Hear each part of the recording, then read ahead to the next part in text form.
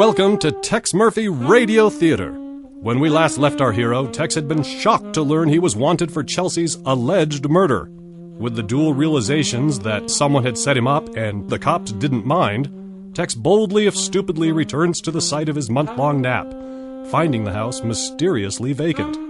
After finding a video recording of Chelsea's funeral, Tex makes quick work of a surprise guest, then steps outside into the waiting arms of the new San Francisco Police Department. And now, Episode 5, Jail, Bail, and Happy Trails. The cops handcuffed me, but at least they let me keep my clothes on. After a short flight to the cop shop, I was scanned, printed, and photographed. Then they took me upstairs.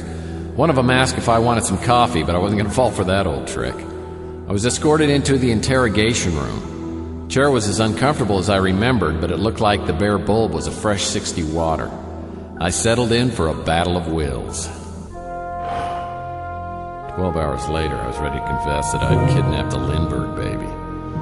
I told the cops I wouldn't say another word without my attorney present, but they weren't falling for that old joke, so I resorted to feigning a spastic seizure. Well, I did the trick. A few minutes later, I was safely in the drunk tank, curled up in the fetal position. Come on, Murphy. We both know you ain't got Tourette's. My chain's all yanked out, Mac.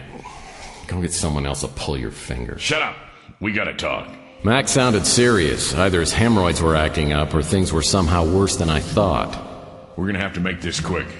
I know we don't exactly send each other birthday cards, but we've helped each other out a few times, and that's worth something. Tell you what, Mac. Get me out of here and I'll buy you a cake with candles. When's your birthday? September 7th. But that's not the reason Virgo. I should have guessed. Can of voodoo, Murphy. Clemens thinks she's being generous, making the charge second degree.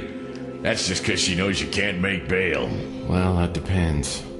You think it'll be more than a couple $100? Try 3 more zeros. Maybe you could hawk some stuff. I was already counting on that. Maybe you could pick me up a couple of lottery tickets. I got another idea. Punch me. Look, I appreciate you trying to cheer me up, and any other time I'd be all over it. But seeing as how we're going to exchange birthday cards... Look, you idiot. If you knock me out, I can say you blindsided me and use my keys and pass cards to escape. It'll be embarrassing as hell, but it's worked before. I don't think I can do that, Mac.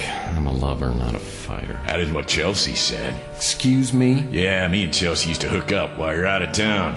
She has great full-body massages. She uses lots of oil.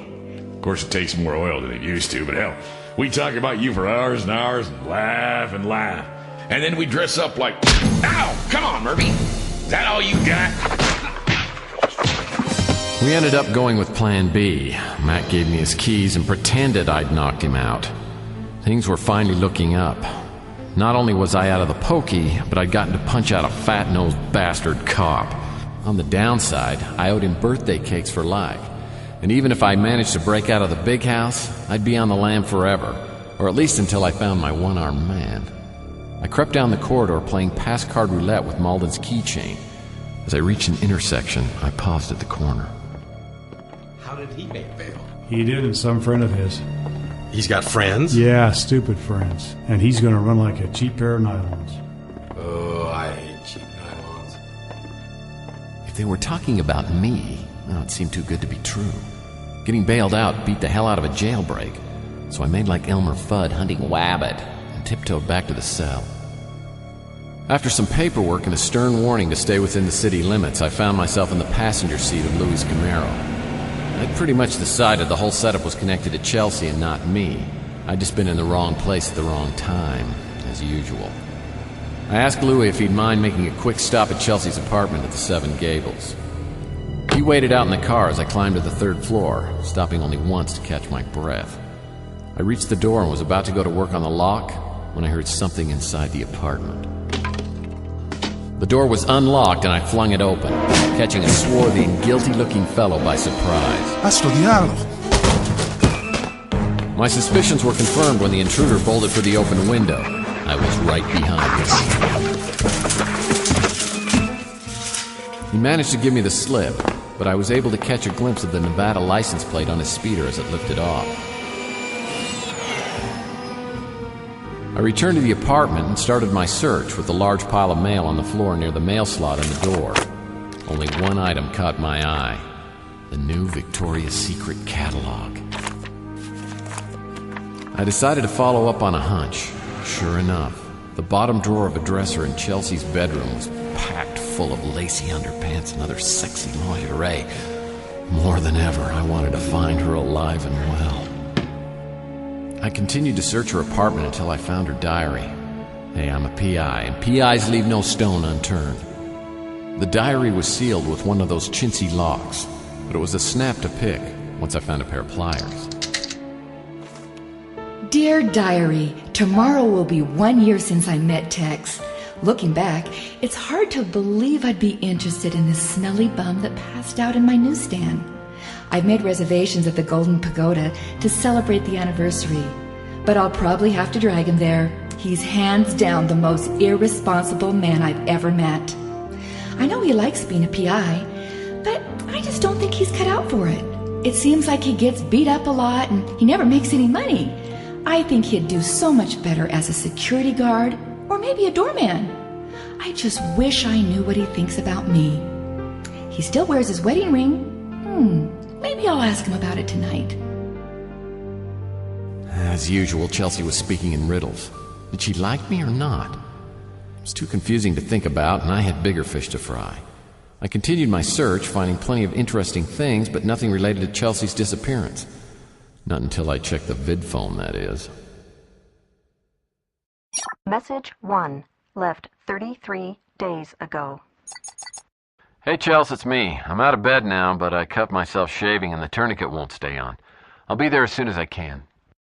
Message 2, left 32 days ago. Hello, Chelsea. This is Professor Perry. I'd like to get together outside of class and discuss the paper you wrote about Anastasia Romanov. It's absolutely extraordinary. You have my number. I'll talk to you soon. Message 3, left 28 days ago. Message 4, left 9 days ago. Hey, big sister. Look, I'm in a bit of a bind, and I really need to get a hold of you. There's no way for you to contact me at the moment, but I'd appreciate if you can be home tomorrow at this time, and I'll call back, okay? Love you. Message 5, left 8 days ago. Okay, sis, now I'm getting worried. I wanted to see if you got those books I sent. I need the cash pretty bad. That little guy at the pawn shop should have given you top dollar for them. I hope you get this message soon. I have to leave town, but I'll get back to you when I can. I found the books referred to in the message, but I couldn't for the life of me remember a single thing about Chelsea's brother, not even his name. But I did know a little guy at a pawn shop. I don't know how I'm ever going to repay you for this, Louie. It wasn't just me, Moif. Don't tell Rook I told you, but he pitched in a bunch. So did Clint and some of the other folks in the neighborhood. No, I mean, I have no idea how I'm going to come up with cash. You don't have to, Moif. We'll get it all back. I got faith in you. I didn't have the heart to tell Louie I was about to roll the dice on what must have been most of his life savings. He knew I was a rotten gambler. I mean, I can't even break even on an ATM. But it was a calculated risk I had to take. If I didn't find out what had really happened to Chelsea, no one would. And unless the truth came out, Louis would get his money back, but I'd end up going to jail for a zillion years. I was planning on going somewhere, but it wasn't jail. The guy in Chelsea's apartment had come from Nevada, and the stamp on the inside of her brother's books had read, Deluxe Importing Exporting, Chance Bando, Proprietor, Las Vegas. Ironically enough, my search for the proverbial one-armed man was about to lead me to the land of one-armed bandits.